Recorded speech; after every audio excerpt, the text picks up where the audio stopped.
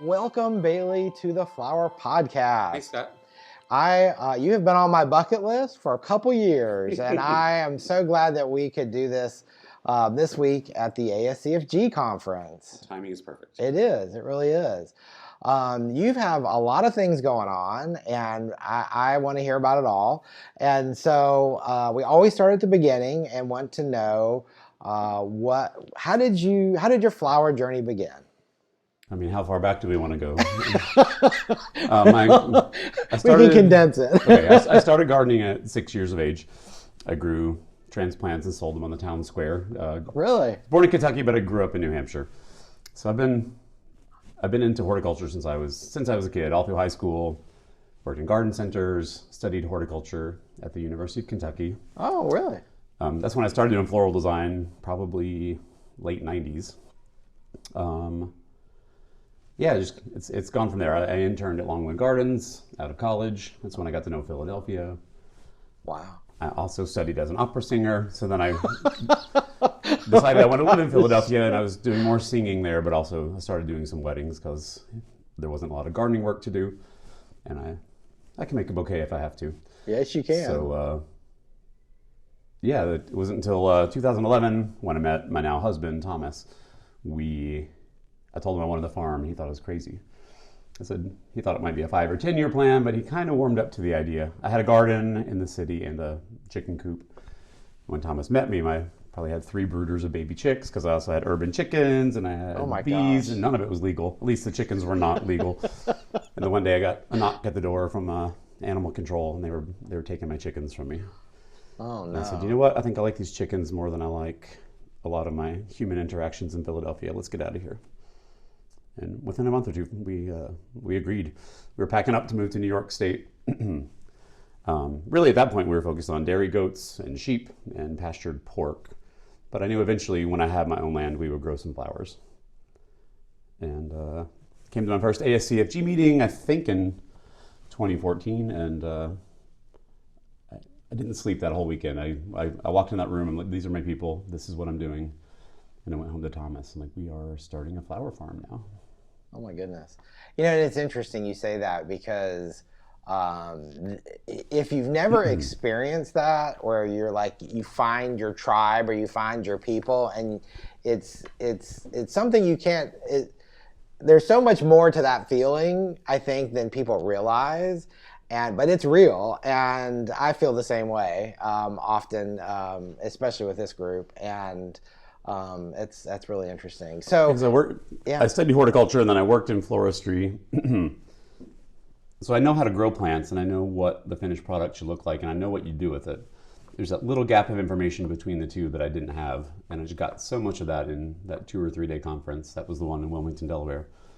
And I'm just so energized by it. And it's like, these are my people, and I'm still here. And so, did you end up in New York, or did you stay in New York? Did you go to New York and then go to Vermont? We rented 2 different properties in New York just to make some big mistakes on someone else's land. And then it was time to buy something. That was 2013. My grandmother, Ardelia, passed away and left generous gifts to her grandchildren. And that's what allowed us to even consider buying a farm.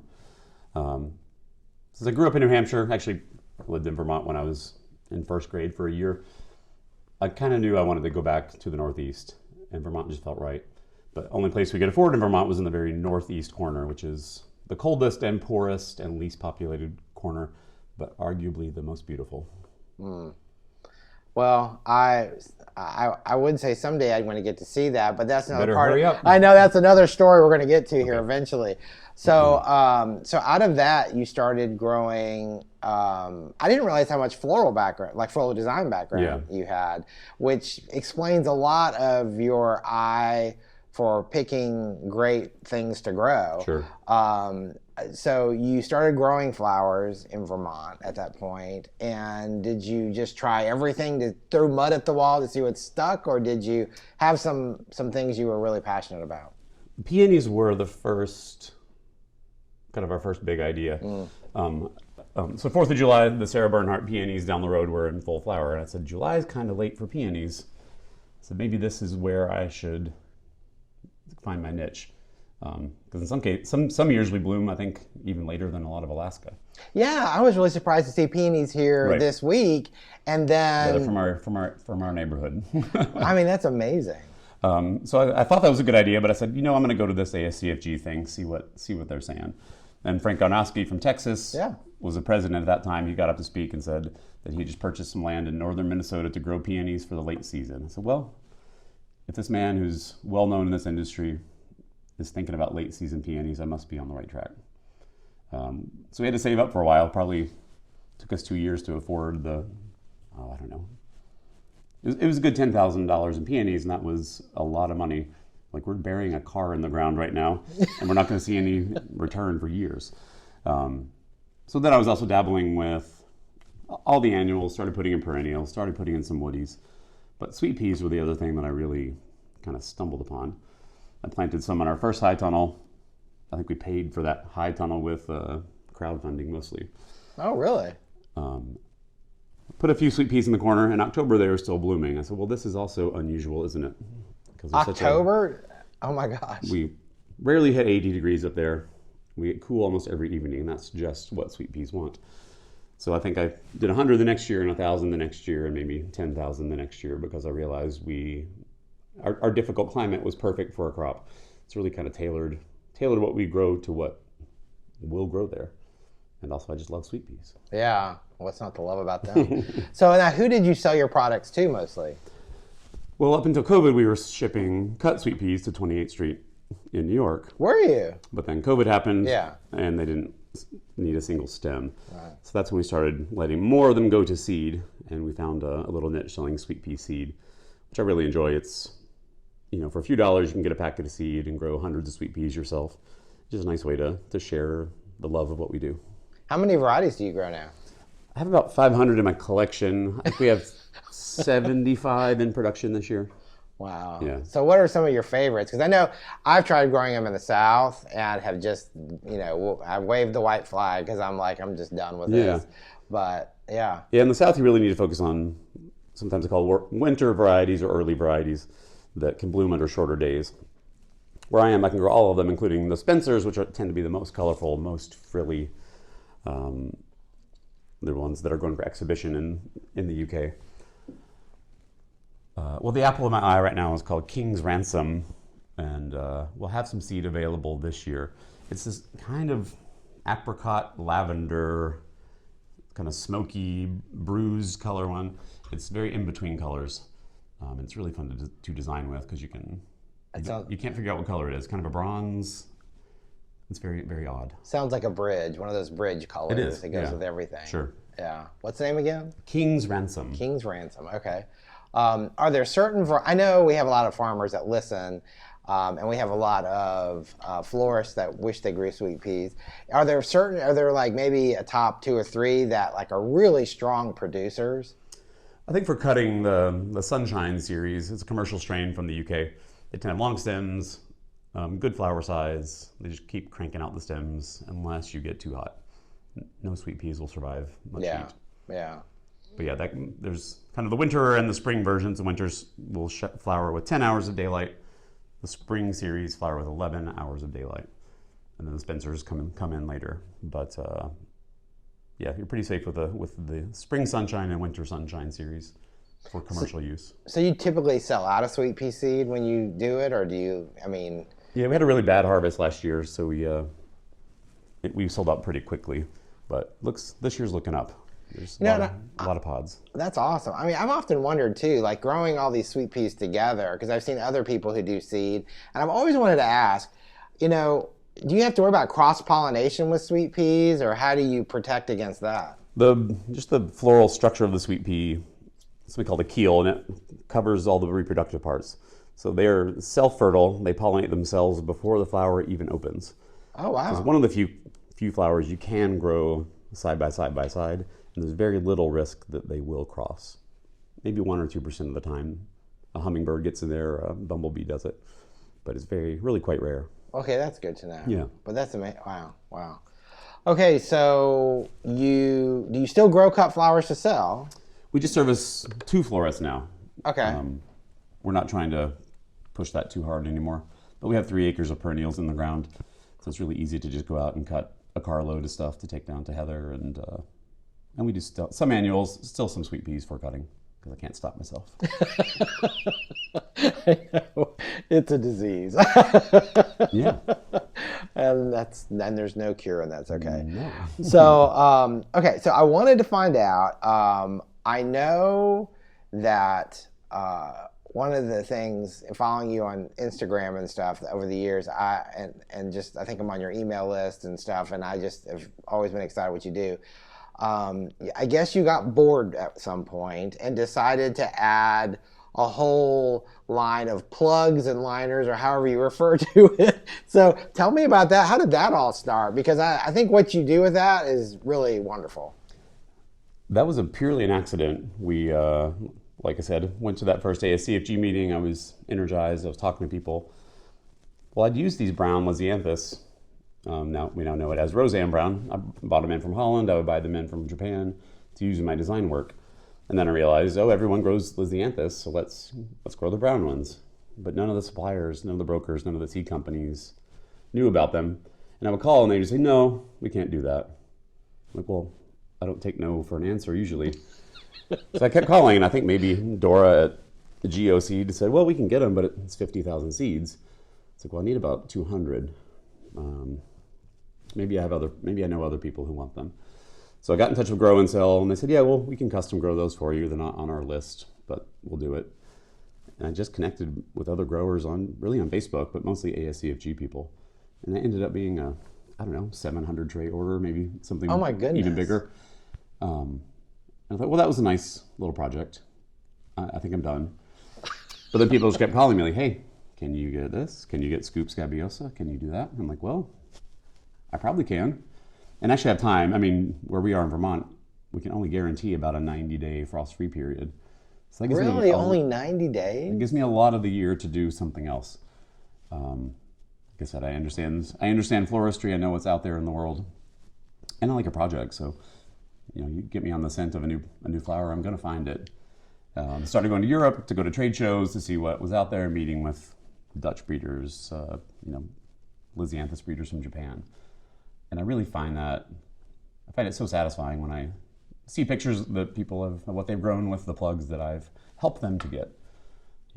I didn't breed this stuff. There's wonderful people all over the world working on the new varieties, but we just needed someone to connect the dots a little. One more dot needed to be connected. Yeah, exactly. Well, and I know I was really excited, and I saw, when was your first trip to Japan? Because I can't. That was 2019. Okay, so I had been to Japan I think a year or two before that, and I had the opportunity to visit some of the breeders when I was there. Oh, for the Lisianthus? Yes. All right. Nice. And so I'm like, I mean, you see these flowers in person, and you see them growing in their tunnels and greenhouses, and you just realize there is another level of Lisianthus out there. Sure. And I was so excited when I saw you going to Japan, because I thought, finally, I love and adore some Japanese growers, but just trying to get more availability on the market to hopefully bring some of those prices down, but also just make it more available. Sure. Like the Voyage series and some of those other ones. I don't know which ones that you ended up bringing back, but. Well, early on in my exploration, I was chatting with Bob Croft from Sakata. Mm-hmm. Sakata and Taki are two of the main Lisianthus breeders, and they have staff in the U.S., so that was easier to get in touch with them. And really top-notch series. I think Voyage is probably still our number one series, but it wasn't out yet when I started this, and Bob Croft sent me some sample seeds, and we tried it. And then pretty quickly, I think ASCFG voted Voyage Light Apricot Cut Flower of the Year, because it's just so good. And then I've seen these other kind of designer colors, kind of in-between shades, and I figured out those are from a breeder called Sumika, which we didn't have in the U.S. So I sent them an email in English, hoping that maybe someone could understand it, and was connected with a really, really nice gentleman who then came to the U.S. to meet me. We talked with Dave at Grow and Sell. I had a list of the varieties I wanted, and they sent some sample seed. This is a few years ago. And then he also invited me to come to Japan. And the breeders there cooperate so beautifully. I was hosted by Sumika, but they took me to the Cicada trial. They took me to the Taki trial. The most surprising, maybe the most enjoyable part, I would walk around. I mean, I think I was the only American there, and the breeders were following me around. They wanted to know what I thought about everything, and they would show me some, I don't know, dark purple and white Picotee or something like hot pink. I'm like, these are for the American market. I said, why? Yes. Like, well, because they're big and bright, like America. I said, I appreciate that. Like, but this barely pale, this barely pink, this white with a imperceptible blush to it. I'm like, this is what I want. They said, no, that's for the Japanese market. That's what we like here. I'm like, well, it's what we like too. Like most of us small growers a lot of our product goes into the wedding market, and they just didn't quite understand that. Interesting. But since then, I've seen the supply improve on those shades. For some reason, no one had ever actually talked to designers and growers in America to find out what we want. Yeah, I see that so many times, and it's so frustrating because I was visiting last spring with somebody who breeds hellebore, and he has all of these different plants from all, like, I didn't know there were so many varieties of hellebore from all around the world. And he was showing me these, and they're trying to breed for this quality or that quality. And he was talking about this one color, and he hated this color. And this color was like the most unbelievable sort of muddy apricot color. And I'm like, he's like, yeah, but it's not clean and bright. And I'm like, I know, that's what makes it wonderful. And so he had his eyes open. And it's so interesting because I know when I see Lisianthus grown in other parts of the world, and that explains a lot, actually, because you think, why are these colors even being grown, or why are they so popular at the growing level? Because when I bring them in for the florists, they go immediately to what you just described. Sure. And it's interesting. But. Yeah, that started, I mean, I don't know, early 2000s. I was using amnesia roses and trying to find all these kind of ugly colors because they're just so fun to work with. And now they become very popular, and maybe soon we'll be going back to clear reds and bright yellows and hot pinks. I don't know. But I remember in college I visited a rose breeder in Germany, and he was talking about all the brown ones and green ones that they just throw in the compost heap because there's no market for those. Like things like toffee and all these, the hottest colors now. Yeah. So they probably could have been around earlier, but they all got composted. Oh my gosh. I know I share the story so many times on the podcast. I've shared it a couple times about Yoko Ono, the little green button mom. Yes. And how close it was to being composted. Oh, really? Because all the South American growers were like, who wants a green flower? Mm-hmm. Of course, that was back then, and now we have myriads of green flowered, so it's interesting. And the other thing I think is really great, and I've never grown Lisianthus from seed, but to me, I hear it from, especially even here with all the different growers, plugs. I mean, it saves so much time. It's so much better. It's, I'm glad that you're producing them because of that. Yeah, there's really slow, and one thing that I try to hit home when I'm talking to growers, there's some crops that just can never have a bad day in their life. Right. Stock is one. It needs to be happy always. Lisianthus is another. If you have one little hiccup, you let it dry out, it's not getting enough light, it just stops it in its tracks. So to keep that actively growing, you really need a greenhouse facility with precise temperature and light control. And none of us have that at home. I mean, a couple do. Mm-hmm. But, a plug facility like Grow and Sell, that's what they do. Mm-hmm. Mm-hmm. I feel bad for them. They never see flowers. They only ever see these little, half-inch plants. But they're a very important part of the chain. I'm sure they see dollar signs, so I'm sure they're okay. Yeah, they're doing all right. But, that's really true. And so when you get that plug, that's an interesting point. So is that kind of get you over the most inflexible period of the growth process? Or do you still have a lot of things to worry about once you get them in the ground? Well, there's a few more things, but you can go wrong a lot in the early years of, well, maybe any living organism. They rely on you for everything. Right. There are some pitfalls later, but it's about 12 weeks to grow, 3 whole months to grow that little, half-inch plant. From there, they're ready to get going. Do that thing. Yeah, there's a few other pitfalls, and know how much you want to talk about Lisianthus culture, but Well, I can put you right to sleep talking about root rot fungi and botrytis, whatever. Yeah, for sure. Well, it's a fascinating crop to me, and one of these days I would love to do a deep dive on that crop. Oh, yeah. How many things are you growing though in general right now for the plug business? Yeah. We're pushing about 1,000 line items now. Really? Yeah.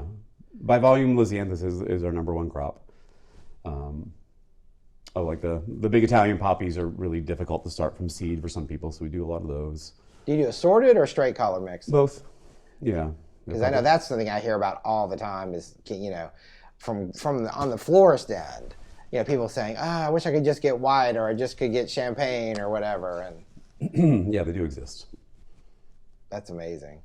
What other popular ones do you have? Pardon me. The scoop scabiosas have been really, really fun for us.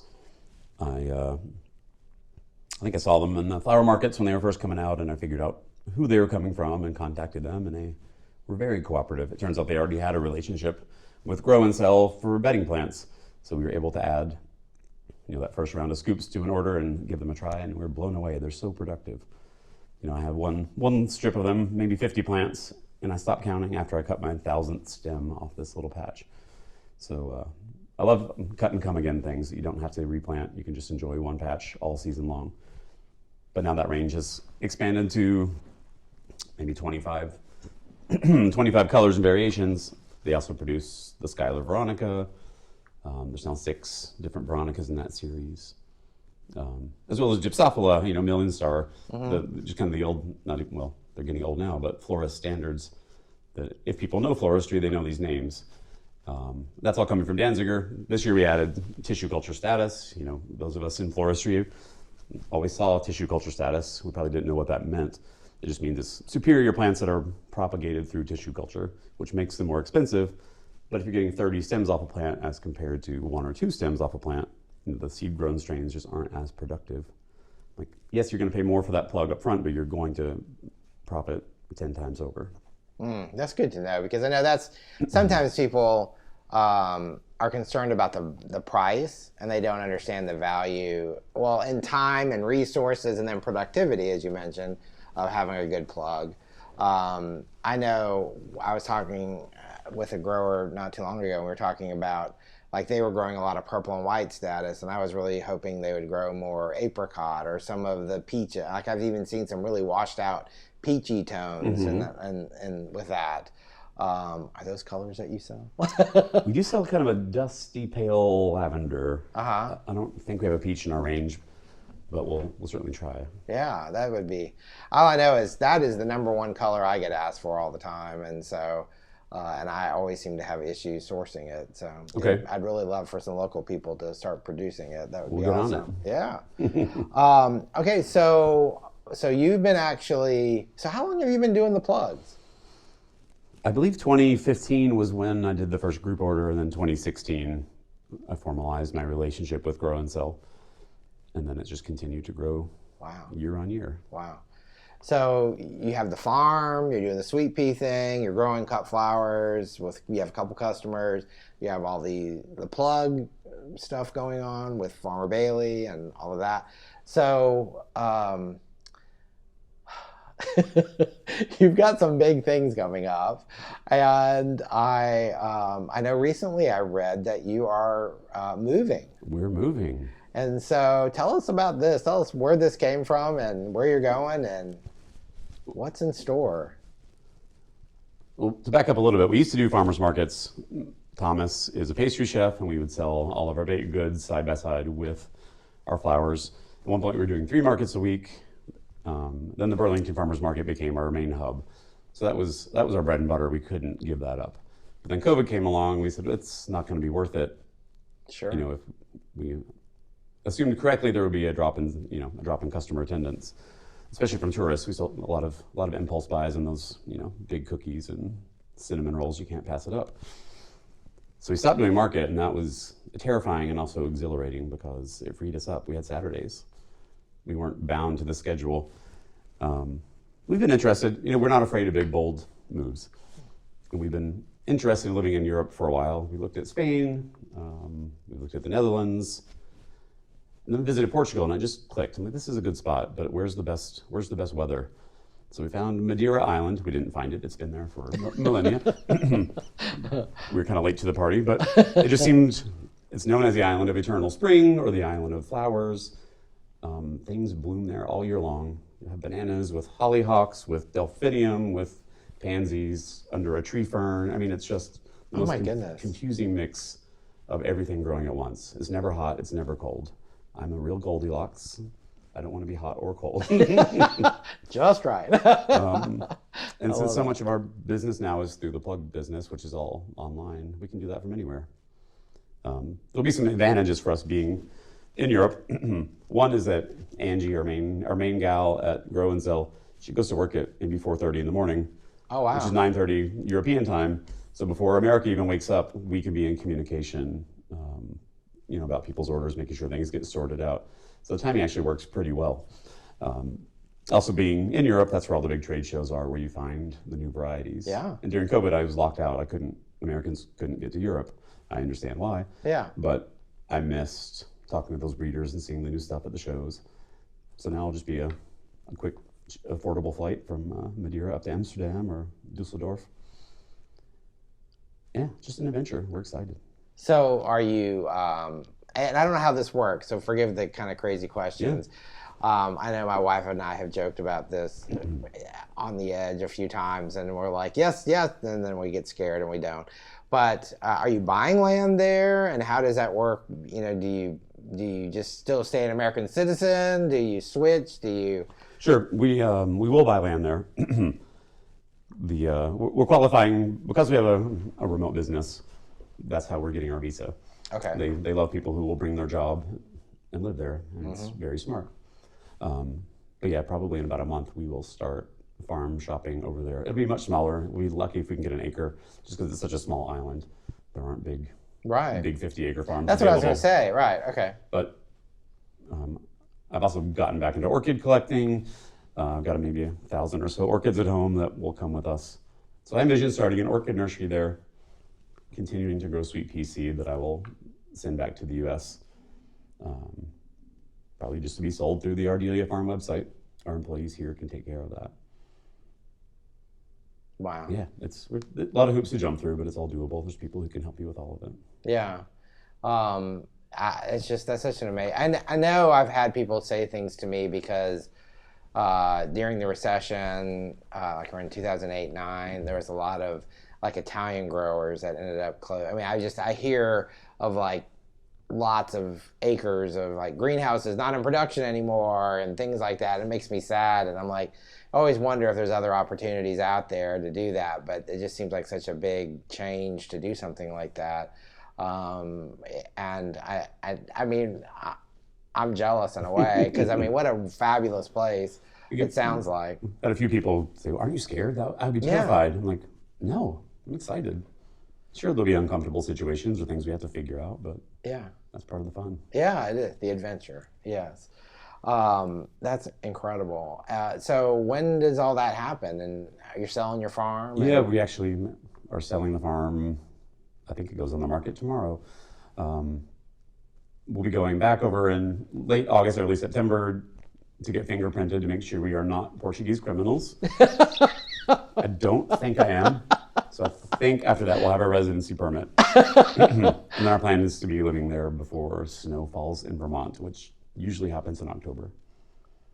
Wow. What a change. What a winter you're going to have. It'll be sad to sell our farm. We love our farm. We love Vermont. There's no place we'd rather be in the U.S. But it was pretty derelict when we got it. We've brought that place back to life, and we feel really good about handing it off to someone else. I mean, there's, like I said, 3 acres of woodies and perennials. It'll be a really nice situation for another cut flower farmer. Yeah. I hope it's a flower farmer. That would be nice. Yeah. Kind of carry that on and all that investment and time. And veggie farmer won't know what to do with 9 bark, snowberry. That's amazing. So, I'm kind of curious through, all of your flower, your floral farming life and doing everything you've done. What do you feel like has been one of the biggest challenges you've had to overcome? Just from a very practical business standpoint, living in a very poor rural area, just selling enough stuff. I mean, if you declare it's a business, then you need to make money. And if that's your goal, you have to get really creative. So we found, initially we could, maybe go to Burlington, 2 hours away, or we're okay driving things. But I'm really excited about all the new flower farmers. But if there are 10 other flower farms between me and that destination, they have much easier access, to those outlets. And that's when we really specialized in the sweet peas, knowing full well that, places like New York and Boston would be happy to have them all summer. Mm-hmm. So I think just identifying a market and then tailoring your production to that market was the biggest challenge to figure out. Yeah, I mean, did you grow a lot of things that didn't work out well for you? Oh, sure. Like what? Yeah, well, I was like, I guess we're growing dahlias because everybody wants dahlias. Right. It's like, I remember when dahlias were considered gaudy and, out of fashion. Really? I don't know. Wow. Yeah, there was a time. There was a time. I don't know if we'll go back there, but it was just like an old man flower that you grow your like corn and green beans and some dahlias. It was like That's interesting. a vegetable garden flower. Yeah, I guess because in Atlanta, back during that period of time, I mean, if I heard it once, I heard it 1,000 times. You can't grow dahlias in the South. You can't grow dahlias in the South. And, because it's just so hot or the bug pressure or whatever. And, of course, now there's tons of people growing them, which Sure. I'm excited about. But so maybe that's why I didn't know that. But yeah, they were very much out of fashion. I mean, Cafe LA is from the 60s. That's not a new flower. That's been around for longer than I've been alive. But we all think we just discovered it, 10 years ago. Yeah, I know. Interesting how that works. Wow, that's interesting. So, and I would think too with dahlias, with your growing season, that would be a little bit of a challenge because. Well, the train of thought that I lost. We discovered that we have tarnished plant bugs, which are just a nemesis of dahlias. Dahlias are prone to so many bugs, but the plant bugs get in the bud and they pierce it before it opens. So then when it opens, it's distorted, or you only get half the petals open on one side. So you get all these asymmetrical, twisted flowers that I couldn't sell. But I kept trying because I thought, I have to do this. And after the third year of watching them just suffer and languish in the tunnel or in the field, I'm like, why am I doing this? Yeah. So I said no. Yeah. And then I was happy again. Yeah. So I think you have to be willing to let go of some things. That's another thing I've learned. Like if it's not working, or if you can't make money on it, plant it in your own garden. Enjoy that. Keep a patch for your own pleasure, but don't stress yourself out over this thing that isn't working. Yeah. That's interesting you say that because I feel like at this conference, that's one thing that I've heard a few people say, whether it's they're giving up big weddings to just do simple, like just maybe centerpieces and bouquets, not installations, or paring down their offerings and things like that. I had a nice conversation with a woman last night, and she's saying, what if I just grew peonies and ranunculus, just kind of one crop per season? I said, then you would be smart. It's like, you only have to grow one flower to be a flower farmer. Look at Holland. You don't see people mixing up their selection. They're rose growers. Maybe they are red rose growers, and maybe they're the 5th generation red rose grower. So I'm a big fan of people who specialize and really figure out everything. Enjoyed Emily Von Trapp's talk yesterday because she knows everything there is to know about tulips. Yeah. And she's an expert. And I became that with my sweet peas. Now I breed sweet peas. I introduced a new variety last year that I'm really happy with. Oh, what's the name of it? Betty White. I love the Golden Girls growing up. And I've been working on this variety for 5 or 6 years. And then Betty White passed away the day I needed to have a name. I'm like, well, this is for you, Betty. Oh. Yeah, it's kind of a white and black. They call it a stripe, but it's more speckles, whatever. But it's she could play innocent, but she had a she was kind of a contrast of innocence and naughtiness, and it's black and white, which I thought kind of fits her character. Yeah. Oh my gosh, that's so wonderful. I'm glad to hear you say that though about growing and just paring that down to even one crop per season. because if you do that one crop really well, and like the tulips with Emily, I mean, it ends up being such a game changer. It's easier to keep track of your numbers. You understand the cost of growing this one plant and how many, the reward you can get for that plant. Hopefully you have a sense of if your market can handle more. In the case of the sweet peas, unlimited. You know, I could have had 10 acres and cut sweet peas with 100 employees, and I thought about it. Unfortunately, the weather patterns are so erratic now, I can't guarantee we won't have a heat wave that just stops your production for a couple weeks. So it seemed a little bit vulnerable, but an attractive idea. Yeah. Well, it's an interesting trend, and I feel like in some ways, especially when you're in a market that's really tight, you know, like you have a lot of, like you mentioned a minute ago, like you have all these growers in a smaller area, to try to grow everything. Everyone trying to grow everything is kind of, it doesn't devalue, but it sort of ends up flooding the market with everything. And if you can specialize, I think there's a lot of opportunity there. And yeah, absolutely. Become the expert. Yeah, exactly. I often wonder with like sweet peas, for example. I know you were mentioning earlier that there's different day length varieties that some do better in the south or warmer climates because they bloom on shorter time periods. Any other tips for sweet peas? Because I know everybody, a lot of, especially down in the south, it won't be too long and we'll be getting sweet peas in and starting seeds and all of that.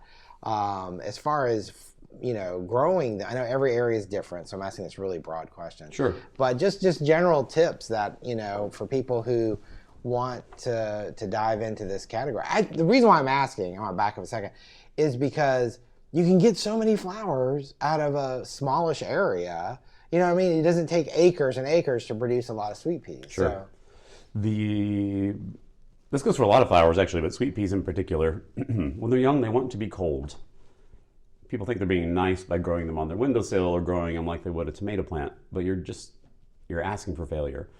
I germinate sweet peas at 55 degrees, and the minute they pop up, they go into a cold frame or somewhere where they can hang out all winter, probably not even going above 40. They can go down to 20 degrees at night. They don't mind. Really? They don't mind light freezing.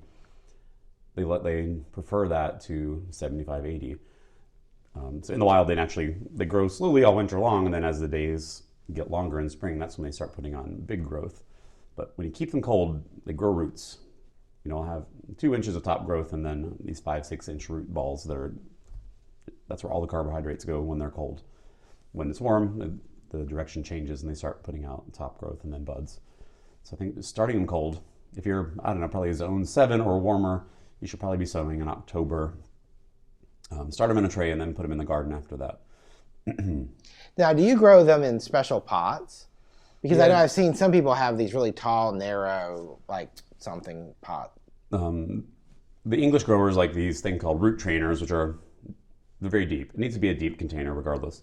The root trainer kind of opens up like a book, so you're not disturbing the roots too much when you take them out of the tray. They're very expensive, so I can't do that. But I grow them in my favorite tray is a TO Plastics Deep 50.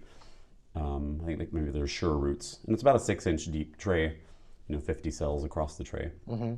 When you grow them cold, you're not getting much top growth in the wintertime. But when I pull them out in spring, that whole, the whole cell is just full of roots. That's what you want to do. And then get them out as soon as you can. Maybe when you see your daffodils picking up, or poking out of the ground, you should be planting your sweet peas in the ground. Don't worry about frost. Yeah, because that's the one thing. I know I saw one of the growers who grew some sweet peas this year, not far, now that I'm in Nashville, a little farther north, not far from where we were. And she was freaking out a little bit because all her sweet peas, we'd had snow and a really cold spell, and they weren't looking real happy. But then as soon as things warmed up, they all came back to life. Right. And I know, it's so stupid. It's like being in the South, we're like, are you sure you can handle it? Are you sure? And then, of course, you being in Vermont, the other extreme, you know just how tough these things are. So, yeah, that's great. Well, that's interesting. I didn't realize that they did so much root development. This is, I've been lucky to connect with Roger Parsons. He curates the National Collection of Sweet Peas for the UK. And, sweet peas are just quintessential British flowers. I think Roger maintains 1,300 varieties, so I've got nothing on him. But he's been really generous. He has a really great book on growing sweet peas. And I've read that cover to cover about 100 times. And then I email him all the time, and we talk about sweet peas. And he's like, yeah, they want to start cold in the short days of the year, and then have a big root system as the days get longer in springtime. Yeah, and then they just are out of the gate like a horse running. I mean, they grow a foot a week. I mean, more sometimes. Wow. Are a lot of the varieties, like how long, once you plant them out to bloom, is there a big gamut as far as like time to actually cut stems, or are they all basically the same? It is day length dependent. Usually, in our situation, we usually plant out late April, early May, and then we're harvesting early July, so about a 2-month lag time. That's just going to vary so much with everyone's situation. Right. But if you got a cold grown, if they're happy, a cold grown sweet pea, if you're going into springtime, it'll probably flower in about 2 months after you plant it out. Yeah. Well, I asked just because I know in the South too, it gets warm so fast that trying to find that window of. I mean, sometimes I feel like our springs are 2 weeks long. Right. And, early it's Mother's Day or the week after Mother's Day and it's already 90. And yeah, that's a real challenge. Yeah. So, they'd be very well suited in the South for just a very minimally heated tunnel. If you could just keep them above 45 once you're ready for them to flower. Yeah. That's all you'd really have to do. And just pray that you don't get 95-degree heat waves in February, right? Oh my gosh! All the hydrangea flowers I've lost over the years because of those early heat waves, and they go set bud, and then we get a 17-degree day in March, and it's like, oh, there went the crop. So, right. Well, I mean, we all have to be ready for that now. Even when we moved to Vermont, it was fairly stable year to year, but we're seeing 90-degree waves in May, and that was unusual. Yeah. So we do a lot to try to keep the plants cool in those situations. Sure. Shade cloth we plant into either silver or white plastic mulch, which helps keep the root zone cool. Mm-hmm. But you can only do so much. Like that heat wave in Washington last year was 120 degrees, and there's a few really good sweet pea growers up there. I'm like, that's not good for you. No, not at all. Yeah, and it's something we have to all be aware of. I always, like to kind of get towards the end of the podcast and ask that advice question. And you have so many things going on. I'm just kind of curious if there's something in particular that you'd like to leave with our listeners. I've been thinking about this. I have a hard time narrowing it down. You can do a couple. You don't have to do one. One thing, I talk with growers all the time. Yeah. I get a lot of cultural questions through the Plug website, and I really enjoy that. We have people who help us with the day-to-day email because that's not my strength. But to do a little hand-holding and talking about like why something's happening, I find that really rewarding. But one thing I think that most new growers should do is work in a flower shop. If you don't understand the floral industry, then you don't understand what you're a part of. This multi-billion-dollar worldwide industry. And we fit into it, but it really helps to figure out where you fit into it. I just happen to, have a floristry background and a horticulture background. So these big areas of information I had when I started my farm. But if you don't have it, go in on Valentine's Day. They need help. Go in on Mother's Day. They need help.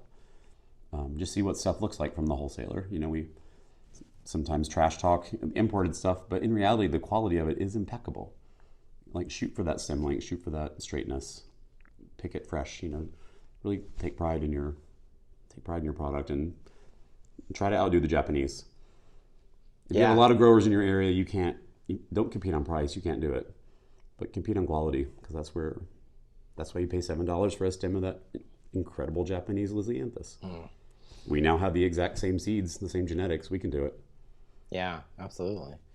I appreciate you sharing that because I feel like, on our podcast, we bring, farmers and florists and wedding and event, and just to fall in line with what you said, I would say, even if you have a client or a customer that does weddings and events, say, hey, do you need an extra pair of hands for a week? You see these colors, see the flowers they use, how they, the combinations they make. And listen to them. If you hear them say, oh, I can't get good dahlias. Right. Maybe there's a need for dahlias in your area. Right. Or maybe they have 20 buckets of beautiful dahlias coming in. So maybe you don't want to start growing dahlias. Right. Like find the problem that you can fix.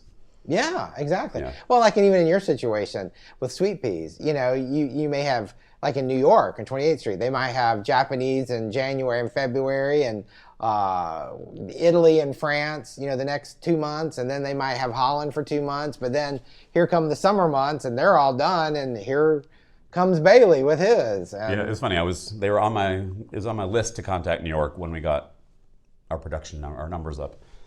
But one day at our farmer's market in Burlington, a man came up and started talking. He's like, is your farm open? I'm like, no, it's not.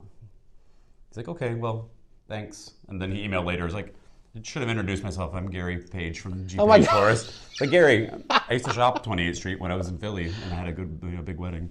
It's like, if you told me who you were, I would have known, and I would have dropped what I was doing to show you the sweet peas. But we started shipping some sample boxes down to Gary, and then the other people on 28th Street. Like, where are these coming from in July and August and September? So I enjoy doing that, but we're moving on. Yeah. I enjoy the seeds too. I enjoy all of it. I used to sing with the opera company in Philadelphia. People are like, don't you miss that? I'm like, no, because I love what I'm doing now. I love that. I love this. And sometimes things just have, and not to play a pun here, but they have seasons. Yeah. And it's like you enjoyed that while you did it, and now you have something else you enjoy, and it's okay to make space in your life to do that. Right. I'm not done. I'm not done evolving and changing. And no, obviously trying not. new things. No. Yeah. So I want everybody to know, okay, so let me, like your websites and links, and can anybody, do you have minimums with Farmer Bailey, or how does that work? Sure. The real minimum is to help you, honestly. It's a 3-tray minimum. We sell some items in what we call a half tray. In that case, you could have 6 half trays, or 3 full trays, or a combination thereof. We want you to fill up that box because you're paying the same shipping price regardless, especially with the way shipping and freight has gone. We'll ship out 1 tray, but it goes in a box that can hold 3, and you're paying $40 to get a tray delivered. Like, fill that box up. So really a 3-tray minimum, but that can be a mixture of varieties. It doesn't have to be all the same thing. So you could have a tray of Lisianthus, 2 trays of Scoop Scabiosas, and a tray of poppies all in the same box. And that's it. It's not a huge starting order. Okay. It's funny, I really encourage people to get better at seed starting and propagating and taking cuttings of things. Because I think propagation is a kind of a dying art in the US. People are like, well, aren't you trying to sell plugs? I'm like, I am. And I think once you really spend time trying to perfect your seed starting, you understand the value of plugs, or the time when it really makes more sense to get plugs for this crop. But you're like, I know I can have these, I can grow a good transplant myself of these crops, and these are the ones that I have trouble with. Just be honest about it. Yeah, because it's not realistic to expect you to be perfect at everything. Not on day one. Yeah, especially. And again, I'm like, when, I don't know, I think about the summertime, and I think about, you're so busy out there, you're cutting flowers, you're planting successions, you're doing all of this. Oh, did I start my Lisianthus, or did I start, whatever crop it is you're working on? Yeah, it's easy to miss those fall planted things because you're in the thick of it. Yeah. And to stop and, do I have seed? Do I have my trays? Like, it gets moved down your list every day because you have other more pressing things. Yeah. So we're seeing a big increase in people ordering for fall shipping. For their fall planting in September, October. And those are the crops, the cold hardy annuals and the biennials. If you plant them in the fall, then they bloom in the spring earlier than your spring stuff, but earlier than your spring planted flowers. But after, say, the tulip season is over, there's always a lull, like between spring and summer. Right. And the stuff that you plant in the fall fills that gap really nicely. The campanula, the poppies, stock snapdragons. Okay, so this always happens when I interview someone like you that has so much broad experience, and I just thought of this question. Sure. Seed shortages and things like that. I've heard tons of people, not getting, or it's late, or things like that. Because of where you are in the seed chain, and planning, you're having to plan literally crops for people and anticipation. You can't wait always. Well, I don't know. How does that work? Do you wait till you get orders, or do you have things in the pipeline already? Because you don't want to be out of seed either. Sure. Probably 95% of what we grow is grown custom. So you place your order, you pick your date when you want it, and everything in your box or on your pallet might need to be started at a different time. Right. But Grow and Sell knows how to do that, and they schedule it. So you may be starting 1 tray this week and 10 trays in 2 weeks, and then in 4 weeks the cuttings come in for your whatever, and they all finish on the same day. Wow. It's an extraordinary dance. The fact that all of that can be timed to be ready to go in your box, to be on your doorstep when you've asked for it. The logistics are really incredible. But yes, seed shortages can be a real problem. For things like eucalyptus, that's been, the brush fires and the bushfires in Australia and even California have really decimated a lot of the seed producing areas. So there's environmental reasons why we're not getting some of these things. But before we list any trays of eucalyptus for sale, we make sure we have that seed, not on order, but in our hands. Like, okay, I have it now, I'm comfortable selling it. Same with the fancier Lisianthus. We don't want to promise people that we can do it until we have the seed. There's some crops, if I can't ship your tray of Buplorum, you might not cry. But if you don't get that perfect dusty pink Lisianthus, you might be mad at me. Yeah. I don't want people mad at me. You don't want hate mail. So anyway, there's a lot of moving parts, and it's taken a long time to figure out where they are. And then, we always find weaknesses and sit down and talk about it. Like, how can we fix this? What went wrong? Was it me? Who can I blame? No. Well, and the thing is sometimes I think people forget. I mean, seeds, bulbs, plant material in general. It's still all living. It's living, and it's like things happen. Right. I've heard things where things weren't stored properly. A cooler shut off or froze, or which is sometimes an okay thing, and sometimes not. So yeah, we always try to have some extra production in stock in case something happens. We've all gotten a box of plugs that's been turned upside down and they popped out of their tray. Generally, the plant is fine. I tell people, have some 72s or 50 cell trays on hand, because on occasion it's going to arrive upside down. The plant isn't dead. It's still living. Yeah. And these are delicate things. You can't vacuum seal them. You can't, we're not Amazon. It's got to be a lot of care, a lot of human care goes into these things. And sometimes some human error from FedEx or UPS. Right. Well, it's just inevitable. I'm thrilled that all these great things you do are going to continue going on, even though you're moving and changing residents, and you have great people in place to help with that transition. And we do. Yeah, we have a really great partner with Grow and Sell. We have some new perennials coming down the pipe, including these, I think, German-bred hellebores that we haven't had access to in the U.S. yet, but they are super productive. Usually in one season you can plant them and then harvest the next year, rather than waiting 3 years for them to bulk up. Okay, so now you have to talk about this. Because they put out. I have one in my garden. It's been there 2 years. I think it had 15 stems of 18-inch flowers. I mean, it's really unlike the Orientalis hybrids we have on the market more easily. We should have them for next spring, so stay tuned. Okay, so probably October 1st, those will go on our store. Okay, so I may have to put in a pre-order or something. That is something. I am a big hellebore junkie, so I just, that's crazy to get that kind of. I mean, I have some plants that I probably had for 5 years, and I'm still waiting to make, get more than 4 stems on something. So, anyway, well, Bailey, this has been awesome. Thanks you so much for being on the Flower Podcast. My pleasure. Thank you.